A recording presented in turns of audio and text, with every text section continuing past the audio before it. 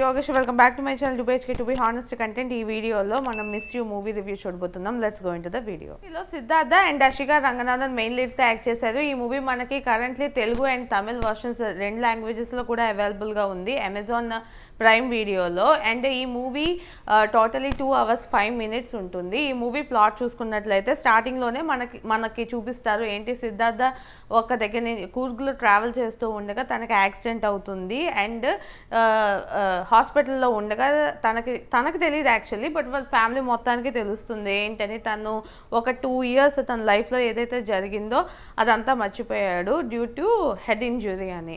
అలా అయిన తర్వాత తను ఒకసారి బెంగళూరు ట్రావెల్ చేస్తాడు. బెంగళూరులో ఒక అమ్మాయిని చూసి అక్కడ ఆ అమ్మాయిని ఇష్టపడతాడు అనమాట. సో ఆ అమ్మాయికి తినకి ఆల్రెడీ ముందే ఒక రిలేషన్ ఉంటుంది. అసలు ఈ రిలేషన్ ఏంటి అండ్ సిద్ధార్థకి తెలియకుండా మళ్ళీ ఆ అమ్మాయికి ఎలా కనెక్ట్ అయ్యాడు ఫైనల్గా వీళ్ళిద్దరూ కలిసారా లేదా అన్నదే మిగతా స్టోరీ. ఈ మూవీ కాన్సెప్ట్ వైజ్ చూసుకుంటే కొంచెం డిఫరెంట్గానే అనిపిస్తుంది. కాకపోతే నేను ఇంకా కొంచెం బాగా హై ఎక్స్పెక్టేషన్స్తో స్టార్ట్ చేశాను అనమాట. మేబీ తిను ఆల్రెడీ మర్చిపోయాడని చెప్పగానే ఇంకా ఏమైనా డ్రామా క్రియేట్ చేస్తారేమో లేదా తనకి గుర్తు తీసుకురావడానికే ఇవన్నీ చేస్తున్నారేమో అన్న రేంజ్లో స్టోరీ ఇమాజిన్ చేసుకున్నాను. బట్ అంతలాగా స్టోరీ ఏం లేదు. తిను మర్చిపోయాడు అన్న కాన్సెప్టే మనకి స్టార్టింగ్ చూపిస్తారు. తర్వాత తనకి చాలా కాలం వరకు గుర్తురాదు.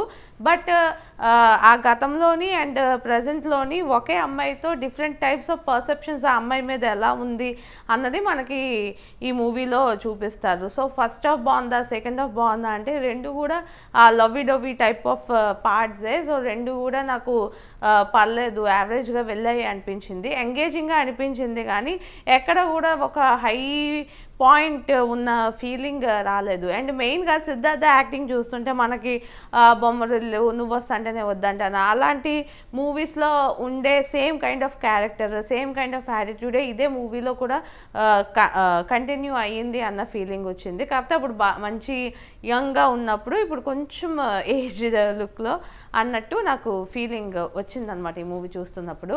అండ్ పర్ఫార్మెన్సెస్ చూసుకున్నట్లయితే డెఫినెట్లీ సిద్ధార్థ అండ్ అషిక రంగనాథన్ కూడా చాలా బాగా చేశారు. అండ్ వీళ్ళిద్దరితో పాటు చుట్టూ యాక్ట్ చేసిన సతీష్ ఇంకా చాలామంది కూడా బాగానే చేశారు. ఈ మూవీ డైరెక్షన్ చూసుకున్నట్లయితే ఇంకా కొంచెం బెటర్గా చేయొచ్చు అనిపించింది. స్క్రీన్ ప్లేలో వెనక్కి ముందుకి వెళ్తున్నట్టు చూపించారు చాలాసార్లు. అదేదో మనల్ని ఎంగేజ్ చేయడానికి చూపించారు తప్పించి పెద్దగా ఎఫెక్టివ్గా అనిపించలేదు నాకు. సో ఓవరాల్గా ఈ మూవీ ఎలా ఉంది అంటే డెఫినెట్లీ ఒక యావరేజ్ వాచ్. క్యాజువల్గా మనం ఈ మూవీ చూడాలనుకుంటే చూడొచ్చు. జస్ట్ 2 hours 5 minutes మాత్రమే ఉంది కాబట్టి మీరు చూడండి ట్రై చేయండి. ఇది అమెజాన్ ప్రైమ్ వీడియోలో అవైలబుల్గా ఉంది. అండ్ ఈ వీడియో మీకు నచ్చినట్లయితే లైక్ చేయండి, మీ ఫ్రెండ్స్ అండ్ ఫ్యామిలీతో షేర్ చేయండి. ఇలాంటి మంచి మంచి వీడియోస్ మళ్ళీ చూడాలనుకుంటే నా ఛానల్కి సబ్స్క్రైబ్ చేసుకోండి. This is Yogesh signing off to బెచ్కే టు బి హానెస్ట్ కంటెంట్.